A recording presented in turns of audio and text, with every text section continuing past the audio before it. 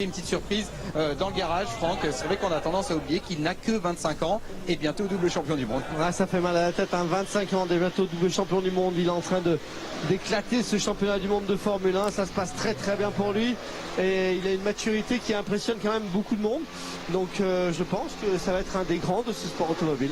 Alors la Formule 1 retrouve Singapour 3 ans plus tard, puisque la course n'était pas au calendrier en 2020 et 2021 à cause de la pandémie de Covid-19. Et donc les pilotes retrouvent ce défi vraiment atypique, circuit en ville, énormément de virages, la chaleur, les difficultés, Franck, de concentration et physique. Oui, c'est vrai que c'est un circuit très très particulier. On sent de Monza. Monza, c'est 8 virages. Ici, on en a 23. On est dans la ville, c'est très très exigeant. Moralement, physiquement, beaucoup d'humidité. Les pilotes se préparent d'une manière un petit peu différente pour ce circuit. Et vraiment, la moindre erreur se paye cash. On est au bord des routes, au bord des rails. On est un petit peu comme à Monaco, avec un rythme beaucoup plus élevé. Et les pilotes, quand même, ils adorent ça. C'est ce qu'ils nous ont confié. Écoutez, certains d'entre eux hier au micro Canal+. C'est clair que c'est assez top de pouvoir revenir ici. Salut à toi TGV. Peut-être le plus gros challenge de l'année pour nos pilotes, avec la chaleur, l'humidité, les bosses sur la piste et ces nouvelles voitures qui vont être extrêmement physiques aussi autour d'ici. Donc non, ça va être un Grand Prix intéressant et j'ai hâte de pouvoir rouler. As a drive, it's actually really cool. I mean, the circuit's awesome, but it's hot, it's sweaty, it's physical, so it's probably our biggest challenge of the year. But I like it a lot. Non, moi, c'est un de mes circuits préférés sur la saison. C'est archi technique, beaucoup de virages, beaucoup de rythme. C'est des conditions qui sont aussi difficiles, on va dire, pour nous en tant que pilote, avec l'humidité et avec le tracé. Donc non, c'est un beau challenge et c'est vrai qu'on n'est pas venu sur ces dernières années. C'est vraiment un endroit qui m'avait manqué. This will no doubt, as always, is a tough race because you've got the psychological part and it's a long race and the heat. So it's by no means ever easy. But we'll get through it. So, and I've trained as much as I need to train to get here. So I feel 100% coming into this weekend. On redescend cette voie des stands, Franck, pour s'approcher un petit peu des écuries de fonderie. On va faire un détour par la cabine des commentateurs où aujourd'hui, aux côtés de Julien Febvreau, on est ravis d'accueillir Jean-Louis Moncé, la légende de la Formule 1. Messieurs, vous êtes aussi ravis de retrouver Singapour. Vous étiez d'ailleurs tous les deux ici en 2008 pour la première édition d'un Grand Prix de nuit dans l'histoire de la Formule 1. Ah oui, ce circuit est extraordinaire. C'est un Grand Prix qui est un Grand Prix carte postale, Jean-Louis, de par le visuel incroyable nocturne qu'il nous offre et par le challenge qu'il offre aux pilotes. Je crois que Franck a dit la vraie phrase, c'est Monaco compte double. C'est-à-dire que c'est multiplié par je ne sais pas combien de fois, enfin de double en tout cas, parce que le nombre de virages, parce que la chaleur, parce que le circuit, etc. etc. Et on revoit évidemment cette image marquante de l'un de ces Grands Prix disputés à Singapour. C'était en 2017, le double accrochage Ferrari prenant en sandwich Max Verstappen, la catastrophe. Quelle belle image. Centaines de mètres. Ferrari avait ça c'était un beau départ. Un petit peu trop tendu de Sébastien Vettel en pole position au départ, allant sur sa gauche, prendre en sandwich Vettel qui s'éclate tout seul derrière après. Lewis Hamilton n'en demandait pas tant, lui qui connaissait quel départ, c'était incroyable. Trouvé immédiatement porte ouverte devant lui et évidemment c'était échappé. À un quart d'heure du début de cette première séance d'essai ici à Singapour. On est devant le garage Alfa Romeo parce qu'il y a eu deux informations depuis la dernière course à Monza et notamment la reconduction de Guan Yu Zhou. Il sera encore l'année prochaine Franck, le coéquipier de Valtteri Bottas. Et quelques garages à côté, c'est Yuki Tsunoda qui a été confirmé chez AlphaTauri. Est-ce que ce sont deux contrats mérités, deux reconductions méritées, Franck? Joe, je pense qu'il a fait le travail. Hein. Sincèrement, il a bien bossé. Je pense que si d'un autre côté, notre Français Théo Pourchaire avait gagné et éclaté les championnats du monde de Formule 2. Il avait la possibilité de rentrer dans cette voiture-là. Ça s'est mal passé pour notre Français, pour Théo Pourchaire. Il a que 19 ans, il faut le rappeler. Donc il a le temps encore de faire ses preuves. Et potentiellement, il sera dans cette voiture l'année prochaine. Mais en tous les cas, pour Joe, ça s'est bien passé et il mérite ce volant-là. Tsunoda, c'est la même chose. Je crois que cette année, il a vraiment bien bossé. Il a fait ce qu'on lui a demandé, en tous les cas, au sein de AlphaTauri.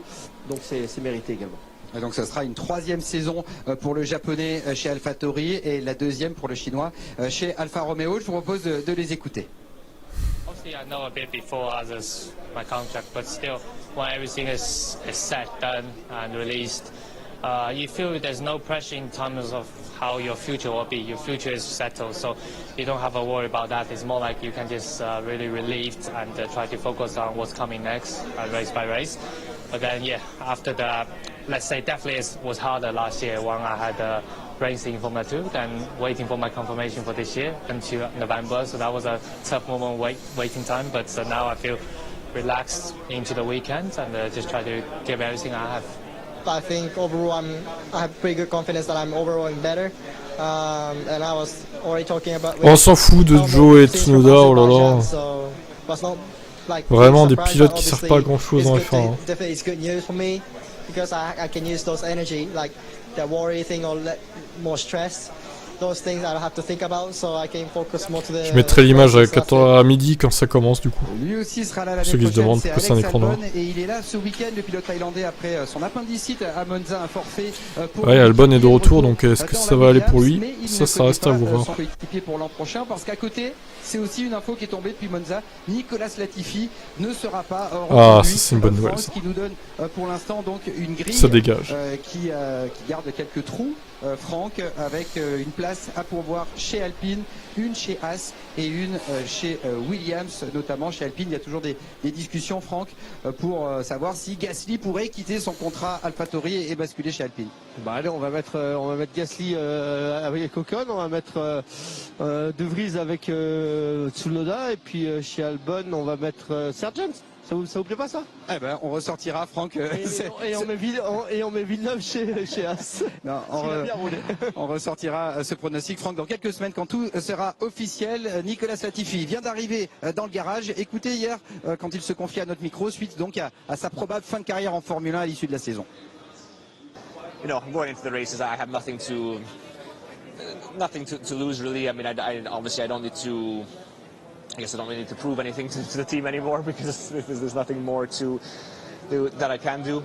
So yeah, I mean, I'm just looking to enjoy the last 6 races. You know, this track and the next track in particular are ones that I haven't yet experienced, that I was always excited to experience as a Formula 1 driver. And just hoping to end this, 3-year relationship with Williams off on, let's say, as high a note as possible. Devant le garage de Pierre Gasly, qui a marqué des points dans 2 des 3 dernières courses, et ce qui a permis à AlphaTauri, dans une saison difficile, de revenir à 1 point de Haas au classement constructeur. Alors vous allez me dire, c'est loin, hein, c'est pour la 8e place, mais c'est important de se trouver des sources de motivation pour la fin de saison, Franck. Ouais, on est dans une saison difficile pour AlphaTauri. On sait que la voiture est mal née, qu'elle ne convient pas notamment à leur pilote de pointe Pierre Gasly, qui se bat vraiment avec cette voiture, mais pourtant sur certains circuits ça arrive à fonctionner, à bien fonctionner, et on est sur un circuit qui sur le papier devrait correspondre à AlphaTauri. Donc potentiellement ce week-end, on va le voir d'ici quelques instants, mais potentiellement ce week-end l'AlphaTauri et Pierre Gasly devraient bien fonctionner. Alors je sais pas pour Yuki Tsunoda, parce que Yuki Tsunoda va découvrir le circuit, mais pour Pierre Gasly c'est un circuit qui lui plaît, c'est un pilote ultra physique, donc il va pas souffrir sur ce circuit, et la voiture, si ça marche à peu près bien, ça devrait rentrer dans les points, et des gros points. C'est vrai qu'il sera le leader de cette équipe, hein. C'est vrai, Tsunoda va découvrir Singapour, tout comme Guan Yu Zhou, tout comme Latifi, tout comme Mick Schumacher, puisque la dernière édition du Grand Prix c'était en 2019. Eh bien, Pierre Hamelin, son ingénieur, travaille, Pierre Gasly se prépare. Mais écoutez ce qu'il avait à nous confier hier, le pilote normand. Il faut essayer de trouver les objectifs pour continuer à aller vers l'avant pour toute l'équipe, garder la motivation, et même si c'est une saison compliquée, voilà, continuer de tout donner chaque week-end. Donc maintenant on a un objectif très précis, d'essayer d'aller chercher cette 7e place. Après Alfa Romeo ils sont quand même bien devant, donc il faudrait un très gros résultat pour pouvoir se battre avec eux. Mais bon, dans tous les cas on va essayer, et j'espère qu'on va pouvoir continuer sur cette lancée de bons résultats récemment. Alors mercredi soir, Pierre Gasly était allé sur un bar avec une vue phénoménale à Singapour avec son ami Charles Leclerc. Et on est justement devant le garage de Charles Leclerc, le pilote Ferrari, 116 points de retard au classement pilote sur Max Verstappen. Alors le titre, il est déjà perdu, bien sûr, mais il y a une série de 2 podiums d'affilée pour Charles Leclerc. Et ici, peut-être une chance pour Ferrari de briller. On sait que le Ferrari ici, normalement, marche bien. Mais n'oubliez pas une chose, c'est que le règlement a énormément changé par rapport aux années précédentes. Aujourd'hui, les voitures sont très très dures. Ça veut dire que les ressorts, les suspensions, tout ça sont beaucoup plus durs qu'à l'accoutumée. Et ici, normalement, on est un circuit en ville, donc on voudrait rouler avec des ressorts souples. Ça va pas être le cas, donc potentiellement ça va changer. Mais la philosophie de Ferrari reste la même. Donc logiquement, la Ferrari a un petit avantage sur le papier. On va vous dire ça dans quelques instants lorsque ça va rouler. Le dernier poleman, ici en 2019, c'était effectivement Charles Leclerc. Alors, quelles sont ses sources de motivation dans une saison où le championnat est promis à Max Verstappen? Voici la réponse du Monégasque. Bon, il reste 6 courses, je pense pas forcément au titre, mais en tout cas la motivation est toujours là. Il faut qu'on continue à bosser. De l'année dernière à cette année, on a fait un énorme step en termes de performance, mais ça nous montre qu'il faut encore faire un assez gros step pour pouvoir gagner le championnat, et surtout sur l'exécution des courses le dimanche. Donc voilà, il nous reste 6 courses avant la fin de l'année. On va essayer d'utiliser de la meilleure manière possible pour être un team meilleur pour l'année prochaine. Max Verstappen, probable double champion du monde, qui reste sur une série, Franck, de 5 victoires d'affilée. La dernière, c'était à Monza il y a 3 semaines. On va revoir quelques images, hein. Une remontée, une sérénité et finalement une maîtrise depuis plusieurs mois en fait, hein, pour le pilote néerlandais. Quelle maturité en fait, c'est ce jeune chien fou qu'on a vu l'année dernière en train de se bagarrer, en train de hurler, en train de crier. Très prétentieux même, on peut le dire clairement. Ce pilote en fait a complètement changé depuis qu'il est champion du monde. En fait, on a l'impression qu'on a un jeune pilote qui est de nouveau en Formule 1, beaucoup plus calme, père de famille je crois dans pas longtemps, donc ouais, il paraît. Oui, peut-être que je me trompe, mais en tous les cas c'est vrai que c'est un pilote qui est très mature aujourd'hui, qui fait très attention à ce qu'il fait. Lorsqu'il part dernier à Spa, il remonte premier, il s'accroche pas, ça fonctionne bien, il fait très peu d'erreurs. On a l'impression qu'on a un Max Verstappen complètement changé par rapport à l'année dernière, et ça lui profite très bien. Ils évoquent pas Red Bull là, c'est étonnant. Aujourd'hui, son anniversaire, comment peut-il être champion du monde dimanche? Voici une infographie pour bien comprendre. S'il gagne avec le meilleur tour, il suffit que Leclerc soit 8e ou au-delà, et Pérez 4e ou au-delà. S'il n'a pas le meilleur tour, il faut que Leclerc soit 9e ou au-delà. Quoi, dernier à Spa? Alors déjà bonjour à toi, hein. On dit bonjour quand on est poli. Je vois pas pourquoi tu dis dernier à Spa, enfin ça n'a aucun rapport là avec Singapour. Ouais, alors il y a deux choses. Ici, on est sur un circuit qui coûte très cher au niveau de la mécanique. Ça veut dire que si on sort, on casse énormément et on bousille la voiture, ce qui veut dire que ça va coûter très cher à l'écurie pour la refaire. Ici, il faut faire attention parce qu'il y a un budget de cap. Vous savez que les budgets sont limités. Dernière course à Spa. Donc il vaut mieux faire 3e pour lui que d'aller chercher une victoire et potentiellement... Eh bah tu n'as pas suivi TGV, en fait depuis hier il y a une rumeur comme quoi ils auraient dépassé le budget 2021 Red Bull de plusieurs millions d'euros. Du budget limité par Red Bull, Julien et Jean-Louis pourront sûrement y revenir pendant la séance. On va le laisser se préparer, Max Verstappen. Mais ils vont en parler pendant la séance. Nous dire hier au micro-canal. Donc en gros voilà, c'est pas très bien ce qu'ils ont fait Red Bull là. Donc la FIA va enquêter. J'espère qu'il y aura des sanctions. En Franck, on va devoir quitter cette voie des stands. Vous allez y revenir après une fois que la séance a commencé. Ah d'accord. C'est la honte. Non, là c'est faux. Hein, de Max Verstappen pour détailler les forces raconte n'importe quoi. Les faiblesses, alors on n'a pas beaucoup de cette voiture, de la Red Bull. Voilà, Franck, on vous retrouve dans cette séquence enregistrée donc il y a quelques instants. On est avec la Red Bull de Max Verstappen. C'est rare, donc on en profite. Cette voiture est championne du monde en titre. Pourquoi elle est championne du monde en titre et pourquoi elle ils seront pas disqualifiés. La principale ils vont pas y toucher. La principale spécificité de la FIA, ils vont pas y toucher. Regardez cet aileron arrière, il est braqué. Ils vont mettre une petite sanction juste pour dire faut pas refaire quoi. Il va appuyer énormément sur la voiture. Ce sera une sanction de merde, ce serait inutile. Et puis venez derrière avec moi, vous allez voir, c'est encore différent. Ici, ces deux ailerons sont énormément braqués. Contrairement à leurs concurrents qui sont légèrement débraqués, ça permet d'avoir encore du grip. Surtout ce que ça permet, c'est qu'ici, lorsque l'air va venir, on sort l'échappement qui est ici, l'air chaud va remonter et va recharger cet aileron arrière. Ce qui veut dire, en BABA, que ça va redonner du grip à la voiture. Alors il y a un très bon moteur, certes, il y a une ligne de fuite absolument exceptionnelle, ça veut dire que la pénétration dans l'air, elle est quasiment magique, mais surtout, ici, on a beaucoup de grip, ce qui donne beaucoup de confiance au pilote. C'est une voiture magique.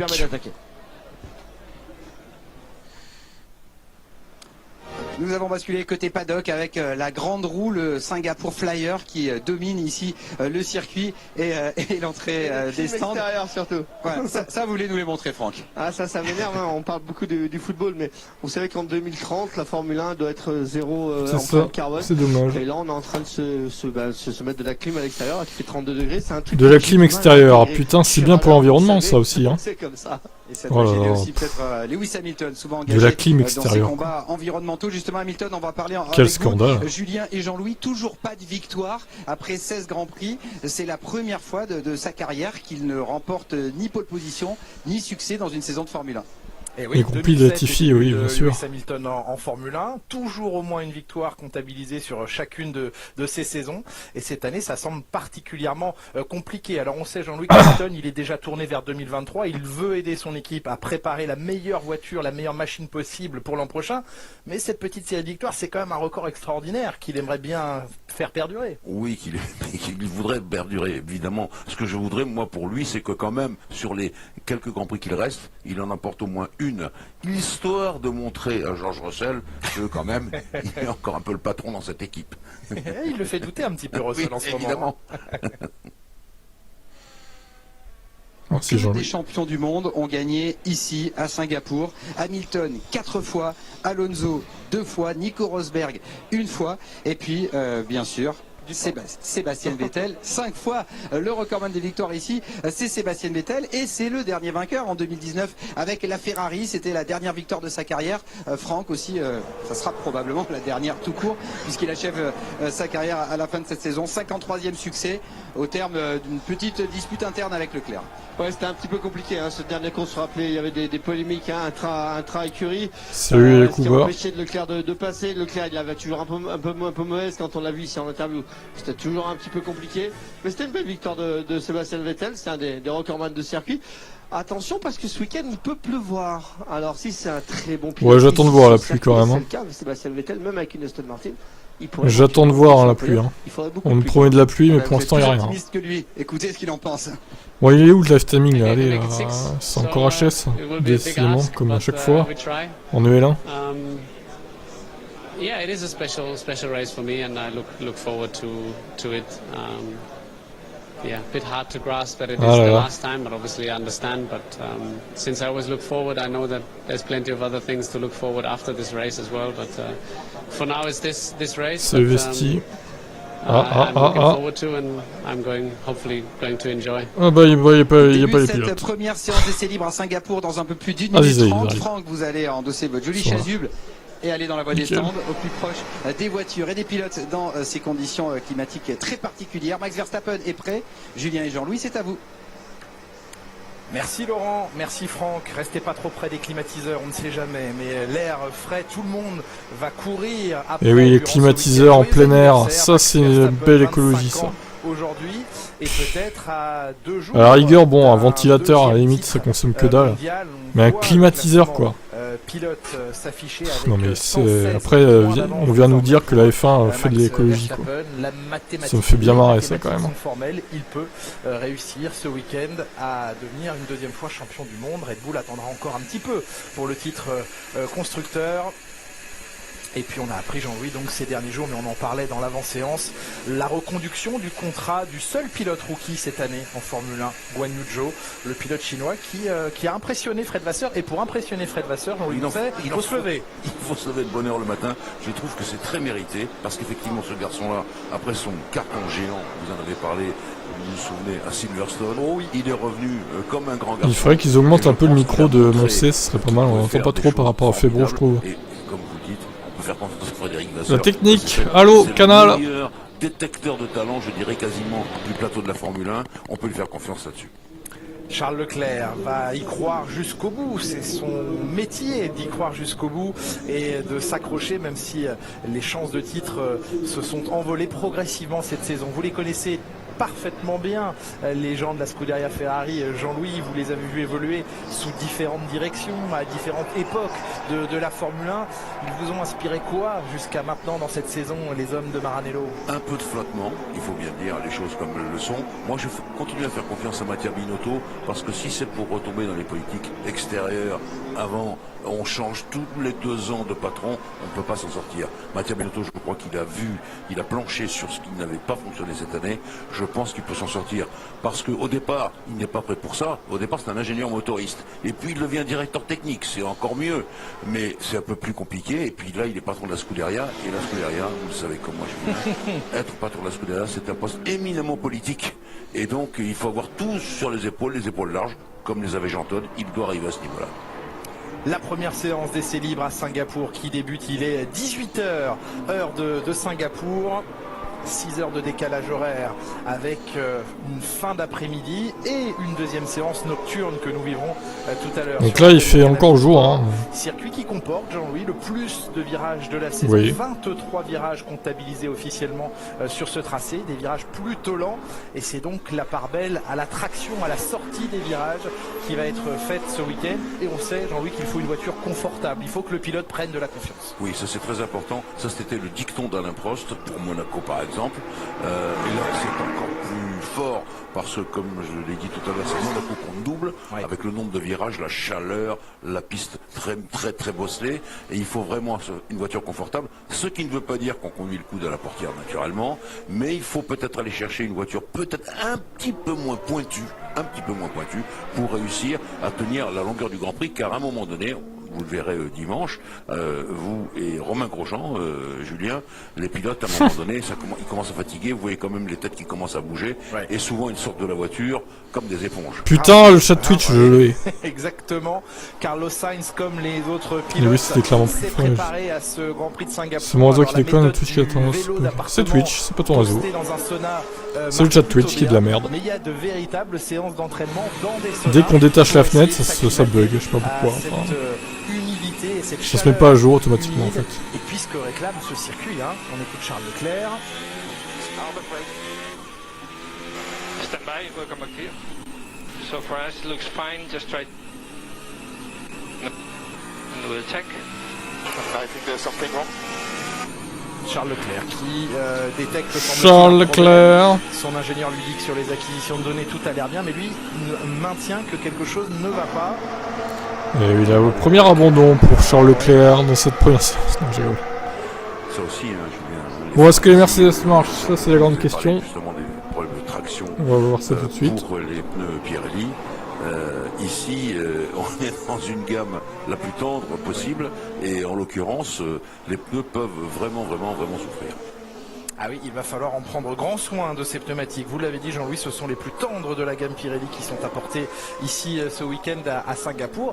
Pirelli qui n'a évidemment, après 2 années d'absence au calendrier de Singapour, jamais eu l'occasion de faire rouler ici ces nouveaux pneumatiques au format 18 pouces. Et en sachant aussi qu'à Singapour, eh bien, certaines parties du tracé ont été réasphaltées. On a regoudronné le circuit en différents endroits. Il va falloir en tenir compte. L'entrée des stands a subi quelques changements. Vous voyez, à partir de la ligne blanche et du limiteur de vitesse, toute la voie des stands a été réasphaltée. Vous voyez le noir intense de cette voie des stands, limitée à 60 km/h ce week-end, vu son étroitesse. Sortie des stands réasphaltée également. Passage au stand de Charles Leclerc et retour au stand. Hein. On effectue une simulation d'arrêt.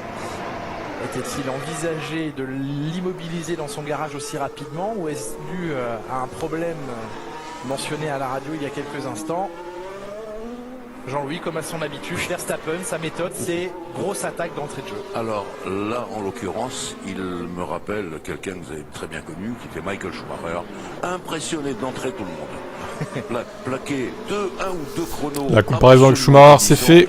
Merci Jean-Louis. Et après, tout le monde essaye de courir derrière. C'est bien, j'aime pas les deux. C'est pour ça que je disais tout à l'heure que Verstappen, pour moi, il a vraiment évolué comme un vrai grand champion maintenant. On va en reparler d'ici quelques instants du pilote qui fête son quart de siècle aujourd'hui à Singapour avec un alignement des chronos dans cette toute première partie de séance. Comme médium, vous le constatez sur la Red Bull du néerlandais. L'importance de son papa, vous l'avez très bien connu, vous le connaissez bien, Jos Verstappen. Il a été pilote de Formule 1, il a été d'ailleurs coéquipier de Michael Schumacher. Importance prépondérante du papa dans l'aventure. Absolument, c'est une famille de compétition. Hein. J'ai eu l'occasion de faire la comparaison avec des jeunes gens qui n'ont pas eu tous ces moyens-là. Sur le plan financier aussi, tout peut s'arrêter dès qu'il y a une grosse bêtise. Non, là, dans la famille Verstappen, moi je les mets tous ensemble parce que je n'oublie pas la maman. Je n'oublie pas la maman qui quand même a disputé le karting, mais au championnat. Pas de jeune pilote, non. Ouais, c'est trop dangereux à Singapour en même temps. À ce niveau-là, elle a couru avec des gens comme Christian Horner, par exemple, c'était assez drôle, comme c'est le patron de Red Bull. Et donc, ça a donné vraiment une famille faite pour la course. Et Max, tout petit, eh bien, il a dû être ébloui par tout ça. Petit Max. Et il est devenu ce que l'on voit aujourd'hui, c'est-à-dire déjà un champion du monde qui en passe de devenir un double champion du monde, et vous l'avez dit, à 25 ans.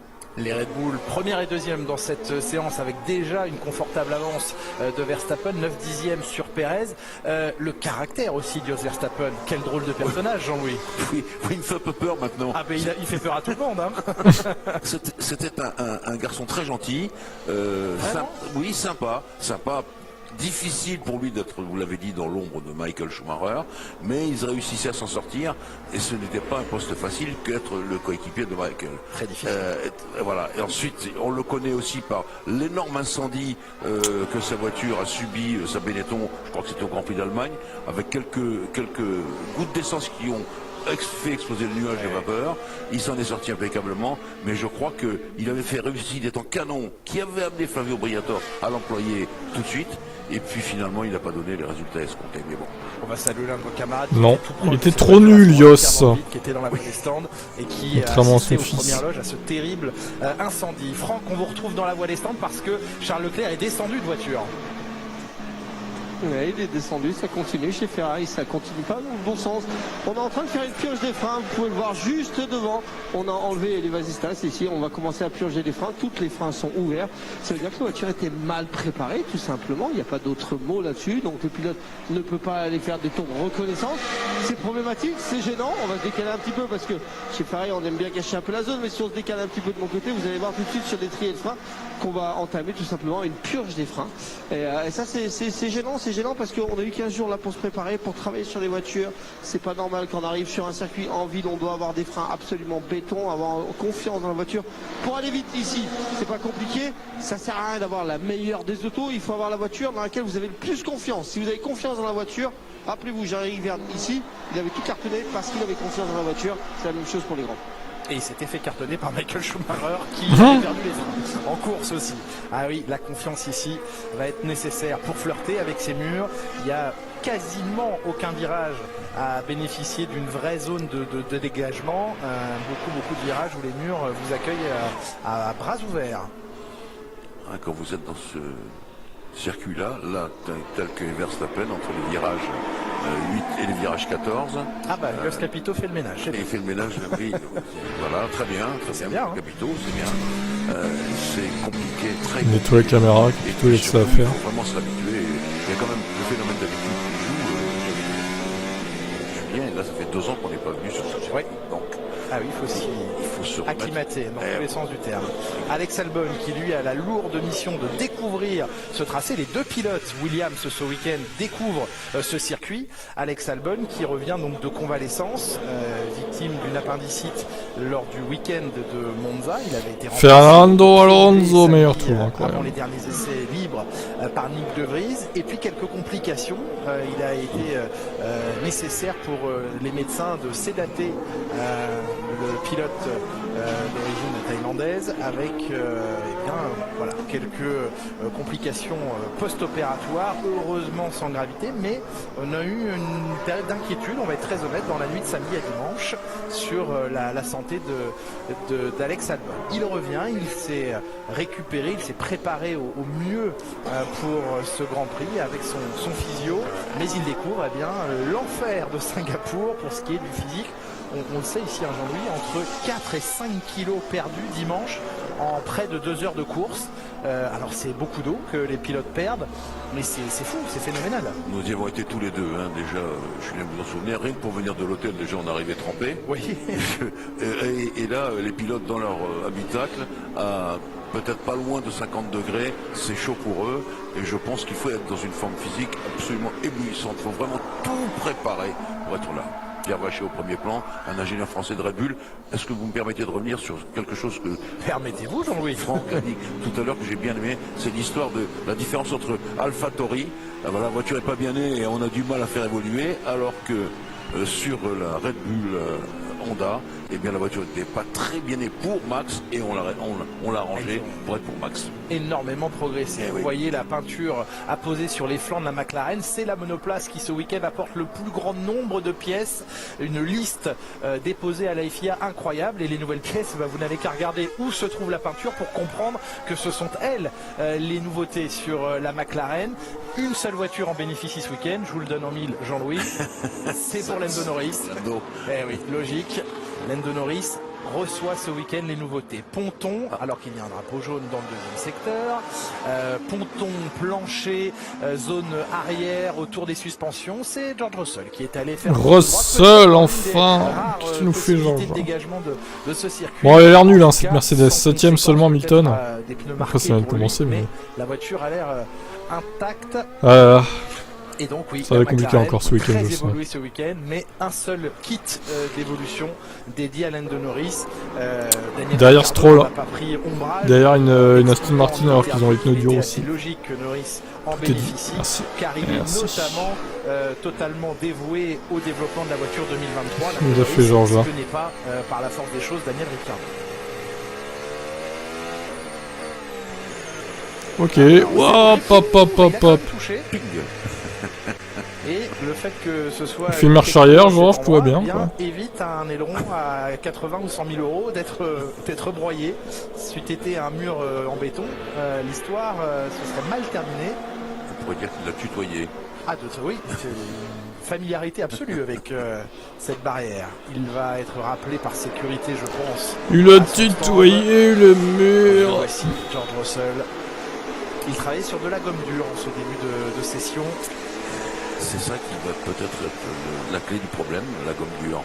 Avec la chaleur, bien que ce soit la nuit et bien que la température baisse un peu, c'est tellement difficile ici pour les pneus, de la gamme la plus tendre, le Pirelli. Oui, bien sûr.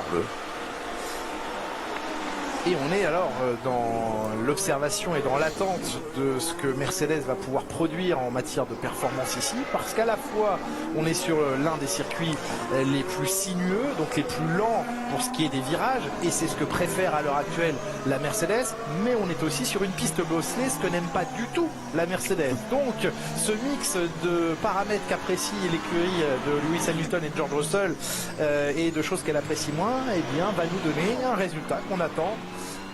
On sait qu'à Bakou, à Monaco, des pistes aussi très bosselées, ça s'était pas vraiment bien passé pour Mercedes, au point de battre des records de rebond et de marsouinage.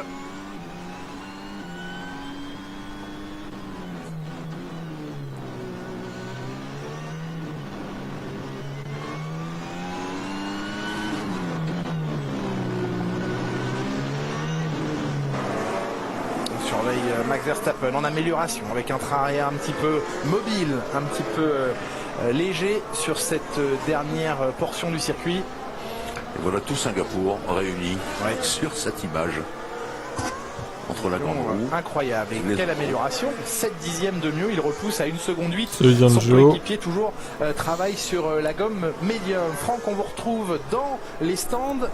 Radio Check. Ça va et toi? Ouais, Radio Check. Alors Julien, j'ai beau chercher, je vois pas votre nom encore sur le truc, ni celui de Jacques Villeneuve. Alors que vous avez roulé il y a 2 semaines dans la voiture et que vous avez extrêmement bien roulé. Félicitations pour tous nos abonnés. Sachez que Julien Febvre a cartonné en Formule 1 il y a 1 semaine. On est ici à Singapour, donc on n'a plus les infrastructures qu'on a en Europe. On vient de sortir des stands d'Alpine, et puis Alpine nous offre clairement la possibilité de venir un petit peu à l'intérieur. Grande roue, bien entendu, absolument magnifique. Les stands, bien sûr, éclairés parce qu'il fait jour, c'est normal d'éclairer. On est dans des colochis. Cette petite terrasse pour les VIP. Ici, c'est ça, oui. C'est dommage, ils ont tout à fait. Les tiramisu. Je vous aurais promis qu'ils étaient super bons, les tiramisu. Avec Esteban Ocon ici en photo. Et puis la petite cuisine derrière, parce qu'il faut bien restaurer tout le monde.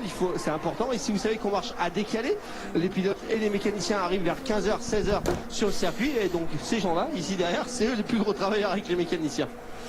Ah oui, ils ont aussi beaucoup de travail. Merci Franck pour ce tour du paddock de Singapour dans cette ambiance unique sur le calendrier de la Formule 1. On sait que Singapour se distingue par cette atmosphère. Par cette ils ont foutu de la peinture fluo sur la McLaren. Oui, Jean-Louis. Oui, quelle horreur. La peinture verte cache un peu la nouvelle livrée des McLaren. Enfin, nouvelle livrée pour ce Grand Prix, je crois, le Grand Prix du Japon, juste derrière. Exactement. Pour les besoins d'un sponsor, on a travaillé sur un côté un petit peu plus... Ah, du rebond pour Norris. Beaucoup de rebonds de la voiture dans les lignes droites, sur les zones de freinage aussi d'Lando Norris. On s'attend, Jean-Louis, à ce genre de commentaires ici à Singapour. Oui, parce que normalement, en plus, je crois que c'est aujourd'hui que rentre en ligne de compte la nouvelle réglementation de la FIA. Alors, il a fond évolué ce week-end. Il a fond évolué. Il a fond évolué. Il l'avait mise en œuvre à partir de la Belgique, laissant un petit peu de temps aux écuries pour effectivement s'adapter à cette règle. On la rappelle, hein, la FIA mesure depuis un certain nombre de grands prix et de manière officielle et donc pénalisable en cas de souci, depuis la Belgique, mesure les rebonds et les oscillations verticales des monoplaces. Et ce week-end, effectivement, Jean-Louis, à Singapour, il y a une révision légère de la mesure parce que Singapour a des zones très très bosselées et certains pics ne rentreront pas dans la mesure moyenne de ces oscillations. On estime qu'elles ne seront dues qu'à une piste qui rebondit. Donc il y a un petit ajustement de cette règle ce week-end. Donc à votre avis, Julien, il y aura des sanctions ou pas? Parce que la FIA a l'air assez menaçante. La FIA l'a été, toutes les écuries se sont... De toute façon, Alonso, il veut aller chercher une bonne perf quelle que soit la voiture. Il est toujours à fond, ce gars-là. Rebondir les monoplaces sur la piste. Mais oui, je pense que l'année prochaine, ça va être compliqué pour lui, Aston Martin. C'est une piste qui peut conduire naturellement à ses rebonds. Ça va être... ouais. C'est pas gagné quand même. Ces monoplaces restent dans les normes et dans la fenêtre... Après, c'est un choix qu'il a fait. Il pourra s'en prendre qu'à lui-même. Les Red Bull, très à leur aise pour l'instant.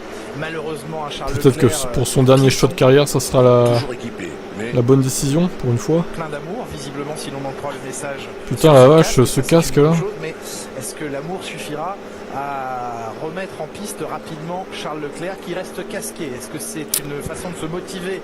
Voilà, ils ont déjà des problèmes de fiabilité chez Ferrari, on commence à peine le week-end quoi. Pas sûr, quel enfer. Je pense que Franck a un peu raison.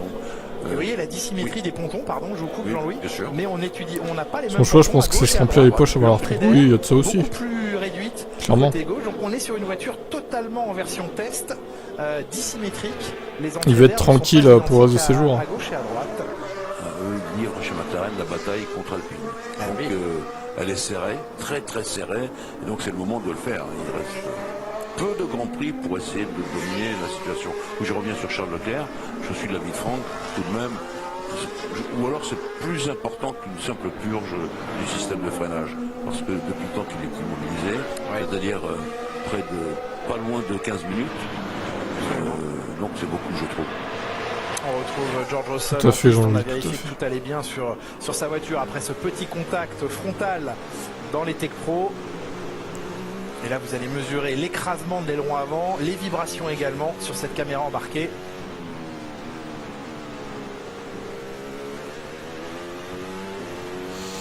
Mais elle marche pas cette Mercedes encore. Hein.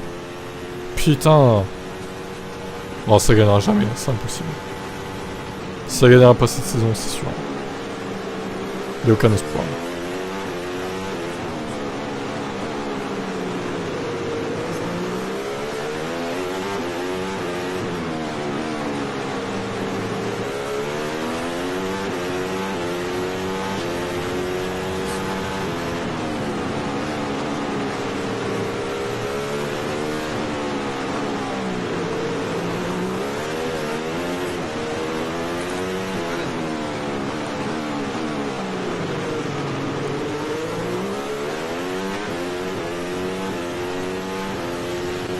George Russell en caméra embarquée et Franck Montagny, Charles Leclerc qui se réinstalle dans sa monoplace.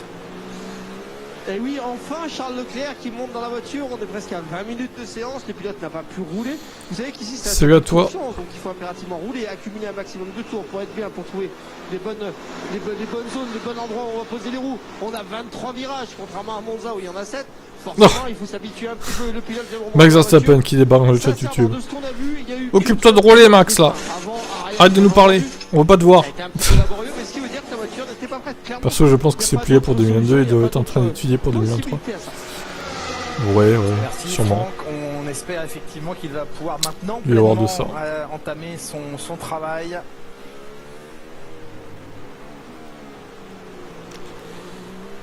On ne quitte plus George Russell, si ça y est, on décroche. Chez Williams, on le sait donc maintenant, Nicolas Latifi quittera l'écurie à l'issue de cette saison. Il n'y a pas de grande surprise, Jean-Louis. Hein. Non, je trouve ça raisonnable. Tout ce qu'il a dit dans les différentes interviews, je le trouve raisonnable. Voilà, c'est un garçon qui a voulu se faire plaisir, on s'en doute, oui. Qui a voulu connaître, je veux dire, l'émotion de tout ce que la F1 peut représenter, et puis qui a bien compris, je crois. Tu me parles s'il va le rendre. Était plus haut. Même s'il avait dépassé le budget, la marche était trop haute, exactement. Il s'en bat les couilles, il regarde son titre. Et je trouve que c'est tout à fait honnête de sa part. Même s'il était volé. Pas un mauvais pilote en F2, hein. Il a avec joué, une voiture hors budget. En F2, mais la marche F1 a été c'est un pur scandale, en vrai, désolé. difficile à surmonter. Le passage au monoplace. Ça, plus ce qui s'est passé à Abu Dhabi 2021, c'est un pur scandale. Le fonctionnement a été aussi difficile. Tsunoda, lui, reste. Pas toujours l'élève appliqué et brillant qu'on attendait, mais il est confirmé pour une 3e saison. C'est que Franz Tost chez Toro Rosso, ex-Toro Rosso et AlphaTauri désormais a toujours prêché pour des bails de 3 ans avec un jeune pilote. Il faut 3 ans pour former un pilote à la Formule 1, c'est ce que prône Franz Tost. Il les aura ces 3 ans, Yuki Tsunoda. C'est pas le seul, hein, Franz Tost. Frédéric Vasseur est là aussi. Il veut toujours faire un lien, changer une équipe de pilotes d'un coup. Tout ça, c'est très pénalisant. Il faut toujours un lien avec la saison passée. Ouais. Tsunoda confirmé. On attend de savoir qui sera le coéquipier de Yuki Tsunoda. Pour l'instant, il y a un Français qui s'appelle Pierre Gasly, qui a un contrat en bonne et due forme pour la saison. Très joli casque. Pierre Gasly. Ce week-end.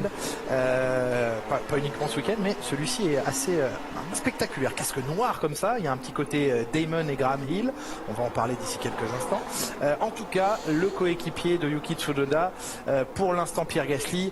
Bon, on va pas se mentir, Jean-Louis. Il y a très peu de chances que Pierre Gasly soit le coéquipier de Yuki Tsunoda l'année prochaine. Comme ça, on vous a pas dit le reste, mais on vous fait comprendre que Pierre Gasly chez AlphaTauri, c'est probablement fini. Il est pas plus mal d'ailleurs. Bon vent. Quitte le Giro Red Bull, c'est la meilleure chose qui puisse y arriver. Julien, effectivement, même bien des gens vont dire mais ils ne s'entendent pas, etc., etc. Mais peu importe. Ouais, j'ai vu des saisons où des pilotes ne s'entendaient pas du tout, même pas du tout. Et donc je pense que lesquels ça crée une émulation certaine et bien faite pour l'équipe justement. Je pense que ça ferait un bel équipage. Alonso est dans la voie des stands avec vous, Franck. Alonso Hamilton qui est là avec nous, qui est juste devant nous. Regardez les ouvertures qu'on a collées sur le côté des voitures. Alors oui, Alonso est bien dans cette voiture jusqu'à l'année prochaine. On a énormément ouvert sur les côtés parce que le moteur doit respirer. Et moi, vous savez que je suis joueur et moi, je vous dis que l'année prochaine, Gasly sera dans cette voiture. Je le sens bien parce que j'en ai envie une équipe de France. Bah oui, je sais que je suis joueur. Par contre, les pronos, vous savez que c'est pas mon truc. En général, je perds souvent. Ouais, mais en tous les cas, ça me ferait plaisir. Ici, on est à Pierre Gasly et qu'on soit de l'autre côté. Ici, avec, vous voyez, avec ce numéro 31, avec Esteban Ocon, vous imaginez un peu le délire, une équipe de France avec une voiture française, ça serait juste le délire complet. Le délire complet. C'est sûr, Franck, l'attente maintenant autour de cette éventuelle confirmation. On ne s'autorise que le conditionnel. Pierre Gasly confiait ces dernières heures que son avenir serait selon lui. D'accord. Bug. Selon lui, bah voilà, on saura pas.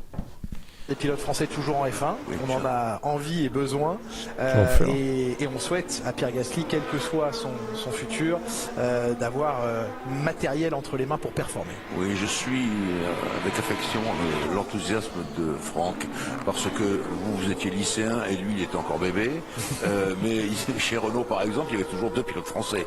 Et il y a eu, voilà, à l'époque, voilà, au départ de l'équipe, et puis un jour on s'est dit ah ben non, faut être mondialiste, faut être européen, etc.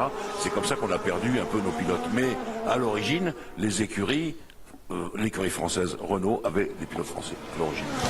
Non, ça va mieux le Covid là. Exactement. Je suis rétabli à 90%. D'écuries, pas seulement françaises, mais des doublés, des duos de pilotes français. Est-ce que deux pilotes français peuvent s'entendre, Jean-Louis? Est-ce qu'à l'époque ils s'entendaient? Alors, c'est ça qu'on veut savoir. Jabou et Arnoux, oui. Prost et Arnoux, non. Et puis cela à la suite de différents, je veux dire, de grands prix, des colères respectives des uns et des autres. Mais bon, l'émulation est telle. Pour l'émulation, rappelez-vous quand même que Senna et Prost, bah il faut, de toute façon. Dire qu'ils heureusement. pas, c'est un euphémisme. L'écurie McLaren gagnait tout. Oui. Oui, c'est vrai. Dans la situation qui était la leur à l'époque. Dans votre situation, Jean-Louis Moncet, à l'époque, il fallait prendre parti. Vous ne pouviez pas être neutre, être la Suisse. C'était très difficile de ne pas prendre parti, mais il fallait reconnaître le talent de l'un et de l'autre. Enfin, je parle d'Alain Prost et d'Ayrton Senna, parce que tous les deux avaient vraiment un talent géant. Bien sûr. Non, je suis pas allé au doc. Pas besoin de ça. J'ai des défenses immunitaires qui servent.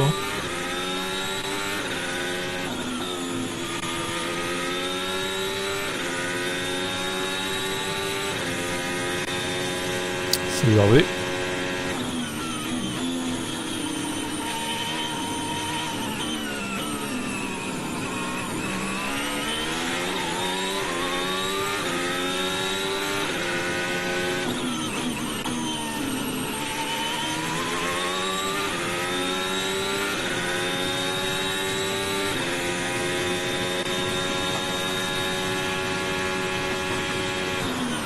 Charles Leclerc qui rentre dans la danse. On observe en bas de l'écran l'évolution de la situation comptable entre Leclerc et Pérez.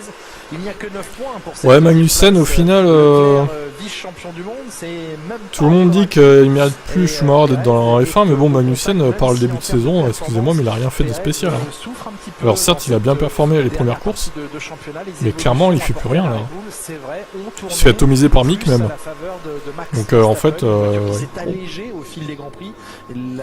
crois que Magnussen il fera 2023 puis ce sera fini pour lui pour de bon. En début de saison. C'est peut-être pas plus mal d'ailleurs. Déjà j'avais été très surpris qu'il revienne lui. En F1, franchement je m'y attendais pas du tout.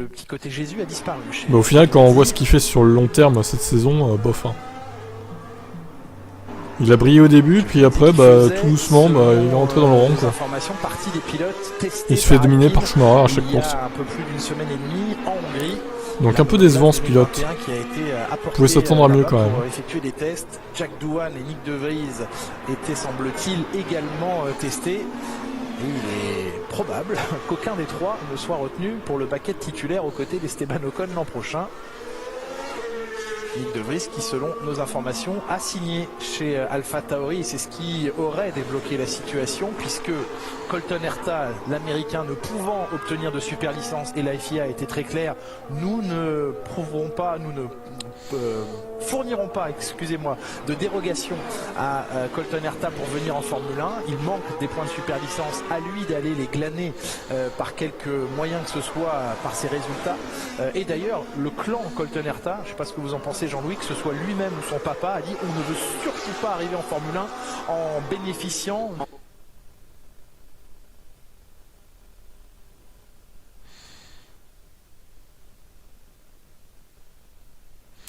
Et ça rebelle. Comme il aurait dû, et alors s'il se passe le moindre incident, ça va tourner en boucle tout cela, donc il vaut mieux être raisonnable, sérieux et attendre. Peut-être que les règles de la FIA sont trop dures. À revoir peut-être. Américains ou à revoir, bien sûr, mais c'est tel est le cas, et je pense que c'est intelligent de leur part, vous avez raison de le signaler. Vous me parlez beaucoup d'Alpine, Julien, vous m'avez pas dit, vous êtes peut-être retenu, vous, pour conduire un petit peu. Vous, Jacques Villeneuve. Alors, ça, vous allez le découvrir, parce que Jacques Villeneuve, pour célébrer les 25 ans de son titre mondial avec un moteur français, un moteur Renault, il faut toujours que tu reviennes sur l'électrique, t'as une obsession de l'électrique, c'est marrant ça. C'est drôle quand même. Juste après le Grand Prix d'Italie, le mercredi. Bah, je sais pas en vrai. À Monza, la monoplace, la 521, dur à dire. Victorieuse l'an dernier aux mains. Peut-être hydrogène. En Hongrie, et vous découvrirez ce témoignage témoignage et ce Pas à document court terme, en tout exceptionnel cas. dimanche, ce sera dans la grille. Il y a la Formule un E petit pour peu ça, pire. après 13h sur Canal+. Ne manquez pas, Jack is back au volant d'une Formule 1. Ah bah écoutez, on va regarder ça à 13h. Hein. Ça va être rigolo. Très très surpris. Dimanche. Positivement, bien sûr. Il a été extraordinaire, Jacques Villeneuve. Je ne vous en dis pas plus. Ne manquez pas ce document dimanche dans la grille sur Canal+. Jack is back. Jack is back. Il aurait presque pu venir ajouter son nom à la liste des postulants pour l'an prochain. Tu sais que sur YouTube, ton pseudo comprend le mot électrique. Moi, je pensais à vous. Mais bon. Ah oui, alors Quoi de manière beaucoup plus modeste. On en reparlera en d'autres temps. Mais merci beaucoup, Jean-Louis. En tout cas, c'était une très belle célébration des 25 ans du titre. De quoi Jacques tu parles, Villeneuve. là C'était à Jerez en 97. Là aussi, quelle tension ça devait être à l'époque là-bas, Grand Prix d'Europe. Nous y étions. Eh oui. mais c'est là où je trouve que Schumacher a toujours été extrêmement costaud. C'est qu'il est venu à la soirée de Villeneuve. Ah oui. Que Villeneuve a donné pour ses copains. Jacques Lafitte et moi, nous y étions. Et donc, qu'est-ce qu'on va Ah si, c'est moi, oui. Michael Schumacher, qui avait Mais dehors de la piste et avait été puni. Tu sais que ton pseudo comprend le mot électrique. Oui, non, mais enfin, tu t'imagines bien que j'ai fait exprès. C'était Jordan qui lui avait dit vas-y, ou si c'est lui-même. Enfin, à un moment donné, comment tu peux croire que c'est pas fait exprès en fait? Electib, oui, c'est fait exprès avec, c'est un jeu de mots avec Electib, électrique, en fait, tout simplement. Enfin, Schumacher en piste, lui ouais, aussi dans une situation, on parlait du père, Michael, c'est surprenant le quand fils même. Nick est dans une situation compliquée, on sent que son baquet est plus que menacé, ou en tout cas est très menacé en vue de 2023, Steiner est très clair. Ouais, mais toi t'es anti-VE en fait, Hervé, c'est un peu dommage en fait. Tu peux me poser des questions, je t'y répondrai, mais bon, on n'est pas du tout d'accord sur le truc en fait. C'est un peu dommage. Est-ce qu'un pilote expérimenté c'est Daniel Ricciardo? Est-ce qu'un pilote expérimenté c'est Nico Hülkenberg? En tout cas, quand il parle d'un pilote expérimenté, clairement il ne parle pas de Mick Schumacher et on voit mal Mick Schumacher pourrait atterrir, rebondir en F1 l'an prochain. Moi je constate par les leçons de l'histoire, les leçons du passé, qu'il ne fait pas les débuts que Michael, son père, a fait d'entrée. Alors bien sûr, vous allez me dire oui, mais Michael a débuté chez Jordan puis tout de suite chez Benetton. Et c'est vrai que Haas n'est pas au niveau. C'est anti-VE égale écolo, bah c'est toujours plus écolo qu'une thermique. Il n'a pas eu ce... Et oui. Et oui, ah bah sinon évidemment le vélo qui est plus écolo. Il est comme son père. Tu pédales, c'est très écolo. Il lui faut un temps d'adaptation dans les différentes catégories par lesquelles il est passé avant de gagner. Alors on ne peut pas lui reprocher de ne pas avoir gagné, il a fini par obtenir les titres, mais c'est vrai que ça n'a pas été l'ascension météorique de son père. Jean-Louis. Mais le truc c'est que là c'est un stream F1 en fait, donc on s'en branle un peu de la mobilité électrique. Chez City, vous nous racontez 40 ans sur les circuits, 40 ans de F1 principalement, mais pas que, et plus de 600 Grands Prix. Oui, non. 580 à 580. Ah, faut les finir, faut passer les 600, on va y arriver. Oui, grâce à Canal. Non, ce que je veux dire, c'est... Après, tu peux toujours commenter les vidéos sur la chaîne de électrique. Je te répondrai aussi. L'éditeur m'a dit non, il faut que tu dises comment tout ça s'est produit. Mais je voulais surtout raconter les personnages formidables que j'ai vus. Le personnage formidable que j'ai rencontré. Ayrton Senna à Alain Prost, en passant par Bernie Ecclestone, Flavio Briatore, enfin les chefs d'écurie, les grands pilotes, les grands ingénieurs. Mais bon, voilà, je raconte un peu tout ça. Mais 40 ans de Formule 1, oui, parce que... On s'aperçoit que la durée de vie d'un VE c'est 15 ans. Et que d'un thermique c'est 30 ans. Oui, c'est vrai que toutes les voitures thermiques durent 30 ans, hein, c'est bien connu. Surtout les thermiques récentes. Tu vas pas me dire qu'une thermique qui est sortie en 2010 ça va aller jusqu'en 2040 ans. Alors là j'y crois pas du tout. Alors certes les vieilles voitures oui peut-être les années 80 et tout. Ça dure longtemps celle-là, ok. Par contre les thermiques récentes ça dure plus 30 ans. C'est aux éditions City. Ce sont 40 ans de souvenirs de personnages. Allez, comme ça, je dis pas le meilleur ou votre préféré. Et un VE durera toujours plus que 15 ans. Une personnalité pilote et une personnalité hors voiture qui vous ont l'un et l'autre marqué dans ces 40 ans. Alors je dirais Prost et Senna. Bah tant mieux pour lui, oh là là. Ils m'ont vraiment marqué parce que la fin a été, je veux dire, terrible. Ouais. Je dirais même, je dis souvent même, que la dernière victoire d'Alain Prost, c'est d'être toujours en vie. Par rapport au malheureux Ayrton qui nous regarde là-bas au paradis des pilotes. Et dans les personnages, alors là il y en a beaucoup, mais Bernie Ecclestone m'a tellement fait rire et puis après il me fait de la peine avec sa position sur la guerre en Ukraine. Vraiment, je l'ai laissé de côté. Mais Briatore m'a tellement fait rire, mais Briatore. Attention, non, vous prononcez à Singapour. Il a triché. Voilà le premier Grand Prix de 2008. J'espère qu'on pourra en reparler. Enfin bon. Ah oui, on peut en reparler, j'en ai pas de soucis. Mais je parle aussi un petit peu des rallyman. Michel. Ouais, Albon, il est là. Il est là. Véritablement impressionné. Vraiment très forte, voilà. Et puis vous, l'amoureux de technique, les Chapman, les Mauro Forghieri, les Chapman, n'est-ce pas, Jean-Louis? Que j'ai vu débuter lui aussi. Mais Mauro Forghieri, évidemment, tout ce qu'il a pu faire comme belle voiture. Et puis non, mais je parle aussi dans ma carrière des jeunes que j'ai vus comme vous, comme Laurent Dupin, par exemple, qui doit nous écouter, qui a fait son premier direct à côté de moi. Ah oui. Et donc, oui, sur TF1, il était Dupin aussi. Formidable. Racing, j'y ai pas touché depuis un moment. J'aime pas le circuit cette semaine. Exceptionnelle carrière qui en inspire beaucoup. Moi, le premier, sachez-le. Non, mais vous savez, je vous dis, c'est Georges Saint-Bon, on l'a déjà vu. Moi, je suis honoré. What's going on with this torque overrun into turn 8 and 9? Do you see? Paper, we can see something going on there, suggesting to lock more in there. It's not different. Il y a un petit problème de comportement de voiture dans les virages. Alors quand il parle du torque, c'est ce qui permet vraiment à la voiture de pivoter en milieu de virage. On lui conseille un ajustement sur le différentiel et George Russell dit non, pour moi... Bon bah c'est de la merde, hein, ces Mercedes, ça avance pas encore. Hein. Oh là là. Quel enfer, l'autre qui met une seconde de tour à tout le monde encore là. Qu'est-ce que ça va être un beau week-end encore à Singapour. Il m'a pas cité, je vous dis, je ne parle plus, c'est terminé, je plaisante bien entendu. Monsieur Fernando Alonso, on est en train de changer le contrat. Fernando Alonso commence à continuer derrière, tranquillement, assis avec ce qui fait chier avec la PS4, c'est qu'il faut payer le 9, ça m'énerve. l'impression que c'est un changement de fond plat, mais pour l'instant on n'en sait rien, on suppose que c'est ça ce qu'il voudrait prendre. C'est vraiment du racket pur et simple quoi. Et après ça devrait rerouler, vous savez que le temps ici sur la piste, c'est des secondes, c'est des dixièmes, c'est important. Je vais délaisser les consoles, hein, je pense maintenant. Sur la piste, prendre ses marques.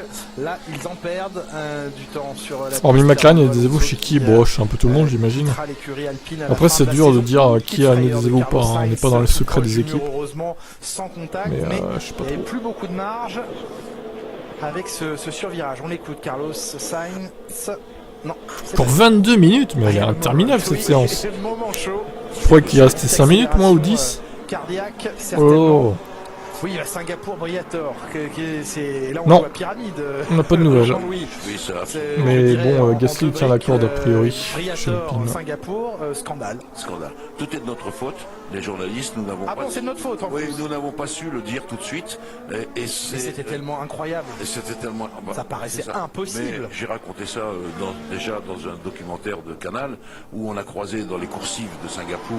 Dans les coursives. Mark Webber qui ont eu la même phrase. Something wrong. Quelque chose ne va pas. Aucune simulation, des milliers de simulations n'avait donné un ravitaillement au 14e tour. On rappelle. Parce que ça a éveillé. Eh oui. Mais vous avez travaillé comme moi à Singapour. On termine à 3h du matin, 4h du matin. C'était le premier Grand Prix. On avait autre chose à dire, autre chose à faire ou à voir.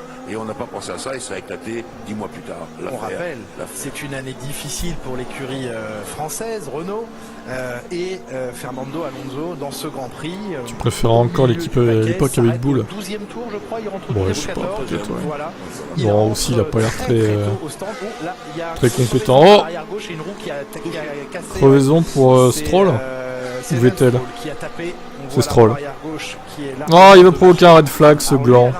Donaldinho Piquet n'a sûrement pas fait exprès d'aller toucher le mur. On va reprendre notre histoire et ce oui, sûrement, juriste, avec un grand H, même si c'était avec un tout petit H à l'époque.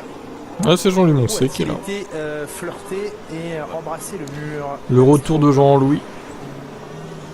Verstappen en amélioration, il est passé sur la gomme rouge.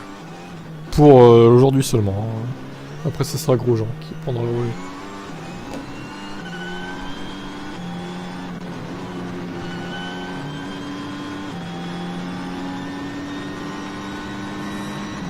Oui.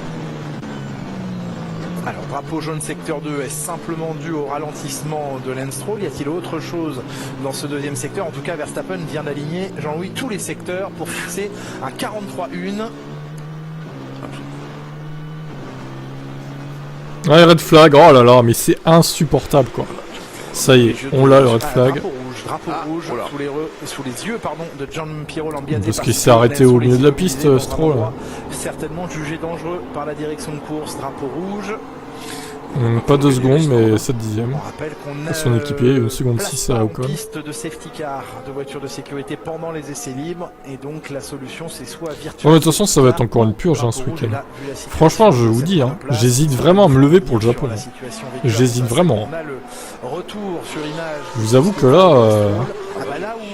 Oh là là, mais Stroll, oui, d'accord. Sainz a eu un moment, bien lui, il a eu un contact.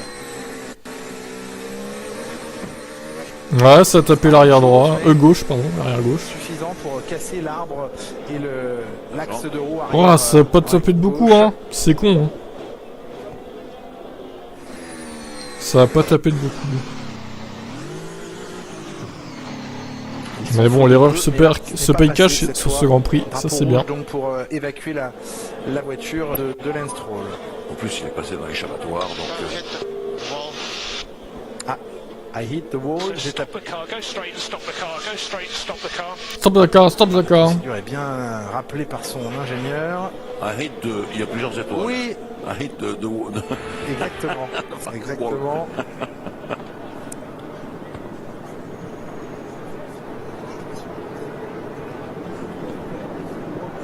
Alors, on va aller évacuer la voiture. Les mécaniciens auront du travail dans quelques minutes. Il va rester un gros quart d'heure de séance. On revient donc à cette première édition du Grand Prix de Singapour. Ce retour au stand, d'ailleurs, c'est une histoire pas mal, Fuji. On retrouvera dans l'album de la F1 que l'on ouvrira à partir de 11h50 dimanche sur Canal+. On revivra cette histoire. Passage au stand de Fernando Alonso. Personne ne comprend pourquoi l'Espagnol s'arrête aussitôt dans le Grand Prix. Et sauf qu'à la fin du 15e tour ou du 17e tour, en tout cas quelques tours après, son coéquipier Nelson Piquet explose sa Renault dans le mur après le virage numéro 17. Une sortie de piste qui est spectaculaire, qu'on n'analyse pas autrement qu'une sortie de piste avec une perte de contrôle du pilote, même si on voit qu'il reste accéléré à fond pendant un long moment, presque comme s'il voulait absolument aller heurter ce mur au pied de cette tribune que vous apercevez multicolore en bas de l'écran. Et donc, voiture de sécurité. Tout le monde passe par les stands, sauf Fernando Alonso, qui lui s'est déjà arrêté et se retrouve en tête du Grand Prix. Il va remporter ce Grand Prix. Et seulement, beaucoup plus tard, l'affaire va exploser, Jean. Oui, c'est absolument. C'est un peu de sa faute, Briatore, parce qu'il vire le jeune Nelson Piquet. D'ailleurs, pour placer Romain Grosjean, puisque les Français réclamaient absolument Grosjean dans la voiture, ce qui était juste d'ailleurs, et normal. Et là... Voiture très inconduisible pour...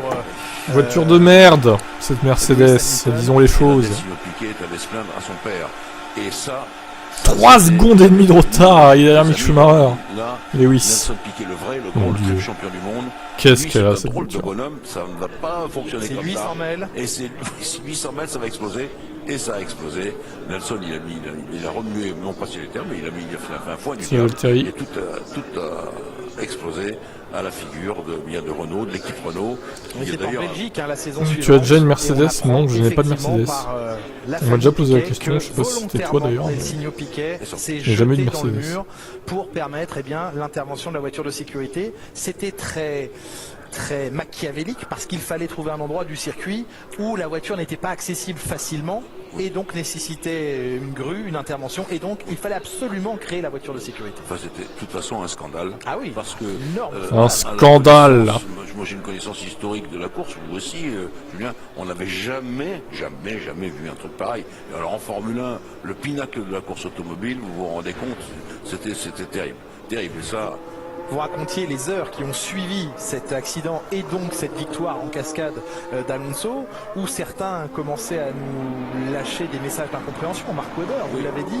Je me souviens d'une discussion avec Pascal Vasselon, à l'époque patron de l'écurie Toyota, qui me dit soit nous sommes des ignorants, c'est une merde surtout. Soit une merde de sale tricheur. Quelque chose. Et clairement, il me dit, ce n'est pas possible. Et le soir même, là, on parle pas de 6 mois après. Pascal Vasson me dit, ce n'est pas possible. Ils l'ont forcément fait exprès et je n'en revenais pas. Et pourtant, ils avaient raison. C'était vrai. Mais vous savez, il était déjà. Et en même temps, Alonso est dans cette équipe de tricheurs aussi. vous avez terminé à 3h du matin. Et il va aller chez Aston Martin qui a aussi dépensé plus de budget que nécessaire que ce qui était alloué en 2021. Il aime bien les équipes de tricheurs en fait. C'est ça qui nous a échappé. Dommage. Alors qu'on aurait dû écouter vous, Pascal Basson. Non, D'Angelo, j'ai plus aucun espoir honnêtement. Alors à moins d'une circonstance de course particulière qui fait comme par exemple comme a gagné Ocon en Hongrie ou Gasly à Monza, à la régulière ils gagneront pas. J'en démordrai pas, ils gagneront pas à la régulière, c'est pas possible. C'est pas de la triche, c'est de la stratégie d'équipe. Oui, d'accord. Allez, à d'autres. C'est-à-dire que c'est Flavio. Alors, Max un monstre, oui et non. Max a une fusée surtout. Une fusée qui est hors budget. En tout cas pour 2021 elle était hors budget, en 2022 on verra. L'année prochaine si c'est le cas ou pas. Donc oui effectivement la Red Bull est une fusée. Et les autres sont largués. Et Mercedes également d'ailleurs. Donc voilà, super week-end en perspective. De Nelsinho Piquet. Et en regardant Nelsinho Piquet, en le pointant du doigt, l'air de dire tu sais ce que tu as à faire. Et tu sais ce que tu as à faire. Il est parti en tête à queue. Peu de gens se souviennent de cela. Il est parti en tête à queue dans le tour de chauffe. Il aurait pu ruiner la stratégie machiavélique de son patron à l'époque parce qu'il devait être sous une pression. Mais t'as loupé Stroll qui a créé un drapeau rouge en sortant, en tapant le mur légèrement. On replonge voie des 5 minutes. avec vous, Franck Montagny. Vous êtes tout proche de la voiture. Parce que c'est la vérité Hervé. La news est sortie ce matin là. Il y a Aston Martin dans l'eau aussi.